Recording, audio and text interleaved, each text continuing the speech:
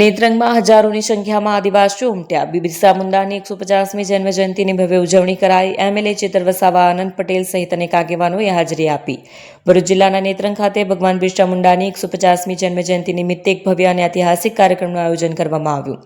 કાર્યક્રમ શરૂ થતાં જ વહેલી સવારે જ આદિવાસી સમાજના ભાઈઓ બહેનો ટોળે વળીને સ્થળ પર ઉમટી પડ્યા. નેત્રંગના મુખ્ય મેદાનમાં આયોજિત કાર્યક્રમમાં હજારોની સંખ્યામાં લોકોની હાજરી રહી, જેમાં ઉત્સાહ, ઉજવણી અને આદિવાસી સંસ્કૃતિનો અનોખો સંગમ જોવા મળ્યો. રાજ્ય અને જિલ્લા સ્તરના આગેવાનોની ઉપસ્થિતિએ કાર્યક્રમને વધુ ભવ્ય બનાવ્યો. ખાસ કરીને દેડિયાપાડાના ધારાસભ્ય અને આદિવાસી સમાજના લોકપ્રિય યુવા નેતા ચેતર વસાવા સમગ્ર કાર્યક્રમમાં કેન્દ્ર સ્થાને રહ્યા હતા. તેમણે ભગવાન બિરસા મુંડાના વિચારો અને આદિવાસી સમાજ માટે કરેલા અવિસ્મરણીય સંઘર્ષની યાદ તાજી કરાવતા ભાવનાત્મક શબ્દોમાં સંબોધન કર્યું. સાથે સાથે સમાજના યુવાનોમાં શિક્ષણ, સશક્તિકરણ અને સંસ્કૃતિ જાળવવા માટે એકતા અને પ્રગતિનો સંદેશ આપ્યો. કાર્યક્રમમાં વાંસદાના ધારાસભ્ય આનંદ પટેલ, લોકસભા પૂર્વ ઉમેદવાર શેરખાન પઠાણ, વિદ્યાર્થી નેતા યુવરાજસિંહ જાડેજા, વાલિયાના આગેવાન સહિતના અનેક આગેવાનોની હાજરી રહી હતી. તમામે ભગવાન બિરસા મુંડાના જીવન સંદેશ અને આદિવાસી સમાજના હક અધિકાર માટેની તેમની લડતને યાદ કરતા સમાજને સશક્ત બનાવવા માટેના પોતાના વિચારો રજૂ કર્યા હતા. ગામમાં થયો એક સામાન્ય પરિવારમાંથી એમણે તે વખતે જોયું કે અંગ્રેજો દ્વારા આપણા આદિવાસીઓની જળ, જંગલ, જમીન પર તરાપ મારવામાં આવે છે, આદિવાસીઓ પર કરવેરા નાખવામાં આવે છે અને 1899માં મુંડા વિદ્રોહ અંગ્રેજો સામે થયો.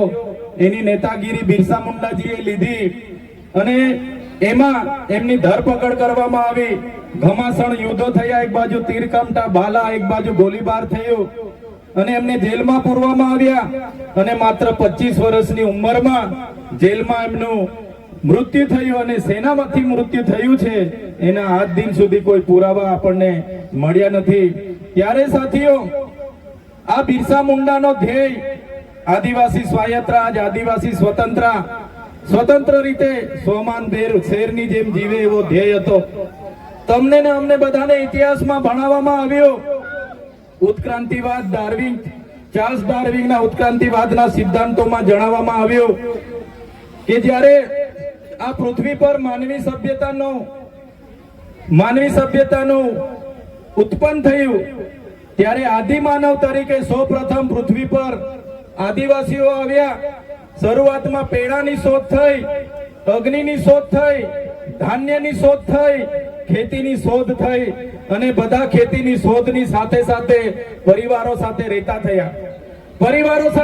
થયા એટલે નાના નાના ગામો, નાના નાના કબીલાઓ બન્યા અને એ કબીલાઓના મુખીઓ બન્યા, સરદારો બન્યા અને શાંતિથી પ્રકૃતિ સાથેનું એમનું જીવન ચાલુ હતું. એ દરમિયાન આ દુનિયામાં સંપત્તિ માટે લડાઈ થઈ, સત્તા માટે લડાઈ થઈ, સ્ત્રીઓ માટે લડાઈઓ થઈ અને એમાં એ લોકોની જે સભ્ય સંસ્કૃતિ પોતાને માનનારા સમાજ દ્વારા આદિવાસી સમાજના એક કબીલા ઉપર આક્રમણો થયા. સામદામ દંડભેદ નીતિ અંતર્ગત જ્યારે આપણો આદિવાસી સમાજના એ લોકો સરેન્ડર નહીં થયા તો યુદ્ધો કરીને આપણા કબીલાઓ છીનવાઈ ગયા અને આપણું શોષણ થયું, ઘર્ષણ થયું, જળ, જંગલ, જમીનો છીનવાઈ. અને તમે જોયું હશે આપણા દેશ પર બહારથી મુગલો આવ્યા, ડચો આવ્યા, હુણો આવ્યા, અંગ્રેજો આવ્યા, પોર્ટુગીઝો આવ્યા, ફ્રેન્ચો આવ્યા અને આ અંગ્રેજોએ પણ 200 વર્ષ આપણા દેશ પર રાજ કર્યું. એ ઇતિહાસથી લઈને આજ દિન સુધી આદિવાસીઓનું માત્ર ને માત્ર શોષણ થતું આવ્યું છે. ત્યારે આદિવાસીએ આઝાદીની લડતમાં પણ તમે જોયું હશે, તમે બિરસા મુંડાનો ઇતિહાસ વાંચો, તમે ગુરુ ગોવિંદનો ઇતિહાસ વાંચો, ટાટિયા મામા ખાદ્ય નાયકનો ઇતિહાસ વાંચો, તમે માનગઢ ધામમાં થયેલો હત્યાકાંડનો ઇતિહાસ વાંચો, તમે દડવાડામાં પાલ દડવામાં થયેલો હત્યાકાંડનો ઇતિહાસ વાંચો, તો આ ઇતિહાસમાં આદિવાસીઓ અંગ્રેજોને હંપાવ્યા પણ કૂટનીતિ કરીને અંગ્રેજોએ આપણા લોકોને નરસંહાર કરી અને આપણા વિસ્તારમાં આપણા ક્રાંતિકારી લોકોને શહીદી વહોરવી પડી. તમારી આસપાસ બનતી ઘટનાઓથી માહિતગાર રહેવા અત્યારે જ અમારી YouTube ચેનલ ઝઘડિયા ન્યૂઝને લાઇક કરી, સબસ્ક્રાઇબ કરી, બેલ આઇકોન દબાવો. ધન્યવાદ.